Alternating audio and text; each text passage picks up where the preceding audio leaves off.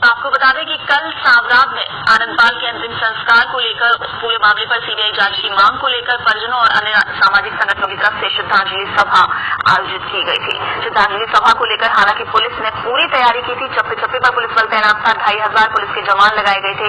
Police के अधिकारी मौके पर मौजूद थे। वहीं आपको बता दें कि समाज के विशेष लोग भी अधिकारी जो है अलग अलग जगह पर तैनात थे, लेकिन उसके बावजूद इस तरह का उपद्रव देखने को मिला है।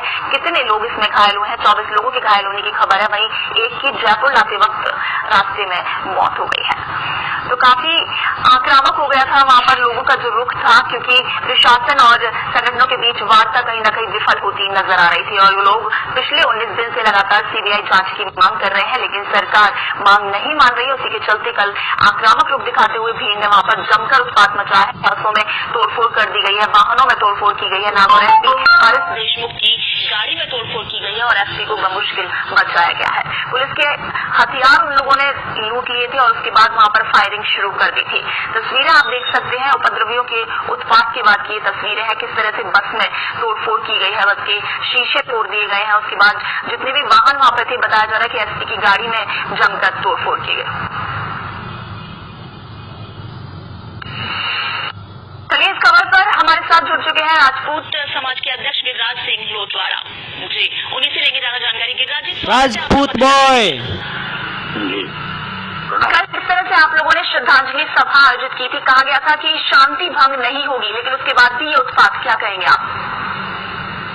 देखिए, ऐसा है कि पिछले 15 दिन से लगभग जो है ये समाज आंदोलनरत है और सभी लोग जो है इसमें जुड़े हुए हैं, लेकिन सरकार के कान पर जूं तक नहीं रह गई। कल वहाँ लगभग 2 लाख आदमी सुबह 10 बजे से रात्रि को ही पहुंचना शुरू हो गए थे और सुबह 10 बजे से वहाँ पर लोग पहुंचकर 30,000 आदमी 10 बजे वहाँ पहुंच गए और दोपहर को 12 बजे तक लगभग 2 लाख आदमी वहाँ पहुंचे हैं।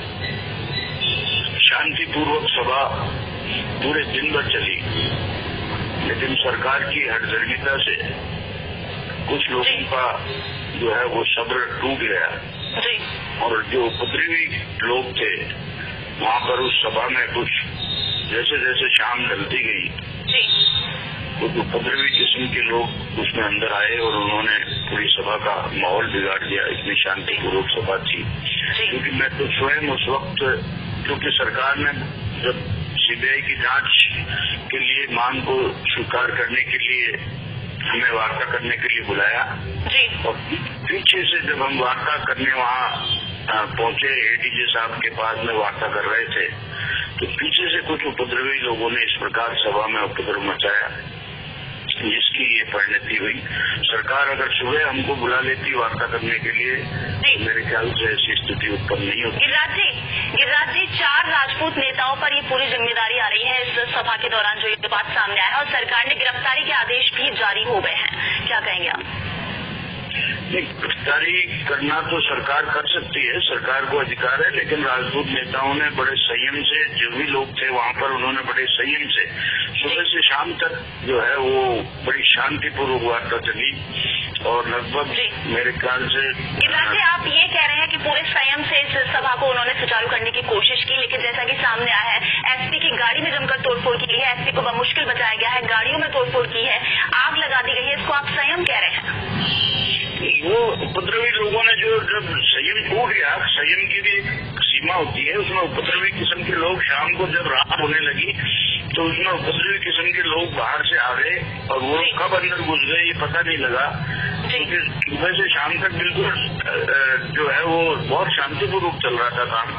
सुबह मतलब आगे मान लीजिए 10 बजे से शाम को 5-6 बजे तक बिल्कुल शांतिपूर्वक सब लोग लाखों की तादाद में सुन रहे थे, जो वक्ता बोल रहे थे उनके भाव सुन रहे थे। और जैसे जैसे रात हुई तो कुछ अंदर किस्म ऐसे लोग अंदर आ गए, क्योंकि वहाँ जब लाखों का हजूम होता है तो इसमें पहचाना नहीं जा सकता कौन कहाँ से आया है, तो इसमें कुछ ऐसे। अब आपको क्या लगता है, जब राज्य मानवाधिकार आयोग की तरफ से आदेश आ गया है कि 24 घंटे के अंदर सरकार को अंतिम संस्कार करना है, तो आज के हालात क्या कहते हैं कि अंतिम संस्कार कर पाएगी सरकार? देखिए, अंतिम संस्कार तो करना और नहीं करना जो है वो ना तो संघर्ष समिति के हाथ में था, वो तो बार बार संघर्ष समिति के भी सब लोग और राजपूत समाज के सभी लोग यही कह रहे थे कि ये उसके परिजनों के हाथ में है। कल उसके परिजनों ने, उसकी माता ने लिख के भी दे दिया था कि अगर सीबीआई की मांग मानी जाती है तो 16 तारीख को अंतिम संस्कार वो कर देंगे। ये वहाँ एडीजी साहब को लिख के भी उसकी माता जी ने दे दिया था। लेकिन उसके बावजूद फिर रात में जिस प्रकार ये उपद्रवियों ने उपद्रव किया और इधर से सरकार ने फायरिंग खोल दी तो इससे और उपद्रव बढ़ गया। इस वजह से ये सारी चीजें हुई।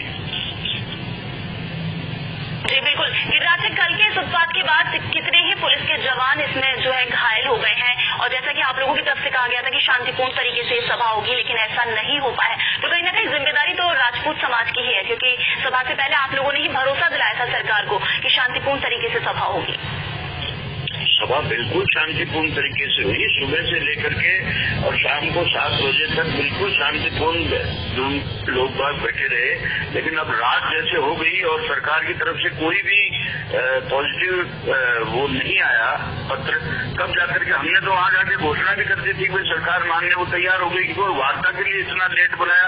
अब इतने लंबे अंतराल के बाद जहाँ लाखों की संख्या हो, उसमें इस प्रकार के उपद्रवी लोग अगर कहीं बीच में भूल गए हों, बाद में आकर के बैठ गए हों और वो ये मोटिव लेके आए हों कि हमें इस सभा को भंग करना है, तो इसमें किसी की जिम्मेदारी देना। चलिए गिरिराज जी, ठीक है, कल जो कुछ हुआ वो ठीक है, लेकिन आज जिस तरह से हालात अभी भी पुलिस के लिए चुनौतीपूर्ण बने हुए हैं, हालात को काबू में करने की कोशिश कर रही है, आप लोगों की तरफ से क्या कोशिश की जा रही है हालात को काबू में करने की? हमारी तरफ से तो कल भी यही अपील थी कि शांति बनाए रखें, शांतिपूर्वक रहें, बिल्कुल शांतिपूर्वक अपना प्रदर्शन कर सकते हैं, शांतिपूर्वक अपनी बात कह सकते हैं और शांतिपूर्वक भी अपनी बात कही। और आज भी मैं तो जो भी घटना हुई उसको बड़ा दुर्भाग्यपूर्ण मानता हूँ, इसकी निंदा भी करता हूँ कि जिस प्रकार वहाँ पर फायरिंग की गई और उससे ये सारी